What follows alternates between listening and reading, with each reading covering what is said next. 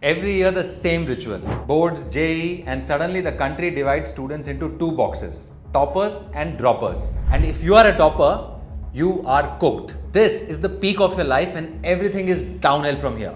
Yes, you heard that right. Not the average student, not the dropper. You, the one with the marks. The one everybody expects to make it. You are the one I'm worried about. Hi, this is Deepak, co-founder of Kalvium. And in the next 7 minutes, I'm going to tell you why the thing that got you here is the very thing that is going to hold you back. Here's what's coming. A true story of a genius boy who had everything that you're chasing and how being smart became his only identity and led to his downfall. A decision that your brain made when you were 7 years old and which is still running the show today. And why your JEE rank might be the least important thing in your future. Stay with me because this one is going to be uncomfortable. Let me tell you about someone who had everything that you are aspiring for. Vashishtha Narayan Singh, a mathematical prodigy from a small village in Bihar. So brilliant that the Patna Science College reportedly changed the exam rules for him. He finished degrees faster than most people finish semesters. A PhD from Berkeley. There's even a story that during a NASA moon mission, when the computers reportedly failed, he continued the calculations manually and matched the results. A human computer. On paper, the perfect story. But here's the thing that we usually don't talk about. Over time, the pressure of being a genius grew. Expectations, isolation, and identity with no exit. He was later diagnosed with schizophrenia. He returned to India, struggled professionally, and in 1989, he disappeared for 4 years. And when he was found, he was living near a garbage dump. The world that celebrated him had now moved on. Now pause. This is not a story about mental illness. This is a story about what happens when I am a genius becomes the only identity that you have. And here's why I'm telling you this. You are building the same trap, just a little slower. Now let me show you how this works. At 6 or 7 years old, your brain is trying to answer one question. Who am I? You don't understand how the world works yet. So you look for patterns. Teacher writes excellent and you feel something. Parents smile at 95% and you feel it again. Relatives say he's the brilliant one. Classmates come to you with doubts. Your brain connects the dots. Oh, I get it. I'm the smart one. That makes me valuable. Psychologists call this trait thinking. You stop looking at intelligence as something you build. You start seeing it as something you are. And the moment that satisfying solidifies, your brain shifts its mission from learning to protection. And here's what it looks in your life right now. Sir explains a difficult concept. You understand most of it, but not all. The logical move, ask.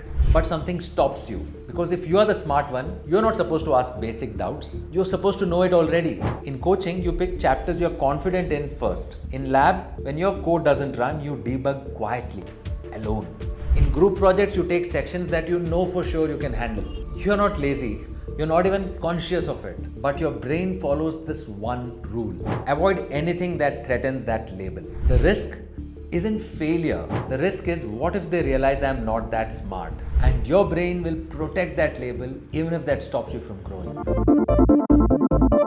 Here is what it actually costs you. In school, the system rewards right answers, fast answers, clean answers. But in the real world, wait, we don't even have to go that far. If you even choose a professional course like BTech CSE, the game changes. Instead of simply writing down what the teacher dictates, you are now expected to build. Yes, you won't understand everything the first time. Your code won't run. The person next to you might get it faster. If your internal rule is still, I must look smart, you won't ask doubts, you won't admit confusion, you won't collaborate openly, and slowly, quietly your learning speed drops. It is not because you're not intelligent, but because effort has become secondary to image management. That's the tragedy of the topper. You're so busy protecting the label that you actually forgot to build the very thing that label was supposed to represent. So, is it too late?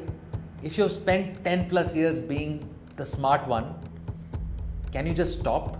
Now, here's the truth. You can't delete an identity. You can only replace it. And replacement doesn't happen through motivation. It happens through repeated evidence. Think about it. Your brain built I am the smart one through hundreds of micro moments. Teachers' red ink, parents' praise, relatives' comparisons. Evidence, evidence, evidence. To build a new identity, you need new evidence. Not I should ask more doubts, but I am the one who stays with hard problems. Not I should collaborate more, but I am someone who shifts things, even broken things. The shift is not about behavior, it is about definition. And here's the uncomfortable part. You cannot collect new evidence in the same old environment.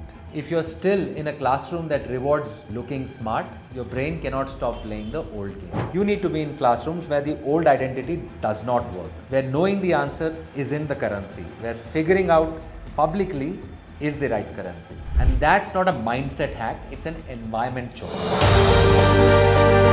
I'll tell you what we do at Kalvium. Students work from 9 to 6 days a week. From day one, they are building something that never existed before. Not theory, not notes, working projects. Their progress is visible, but their mistakes are also visible. There is no hiding behind, but I understood the concept. Many toppers join and they hate it at first because suddenly knowing the answer is not enough. You have to build something with others in public. And somewhere in that friction, something shifts. The identity goes from I am the smart one to I am someone who finishes what they start. We are convinced of one thing, a classroom that rewards only being right all the time will create very fragile confidence. But a classroom that rewards visible effort creates people who actually last. So here's where you actually are. Your competition isn't IIT kids, it isn't even other toppers, it is not even AI. Your competition is a 7-year-old. A 7-year-old who decided what makes you valuable, who's been filtering every decision since, who's terrified of looking dumb. You can keep letting them run the show, or you can finally take over.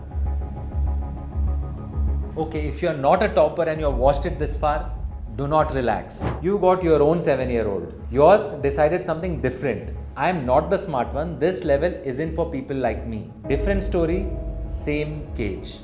Both of you are stuck, just in different ways. The exit for both of you is the same. Stop believing in a story that a child wrote about what you are allowed to become.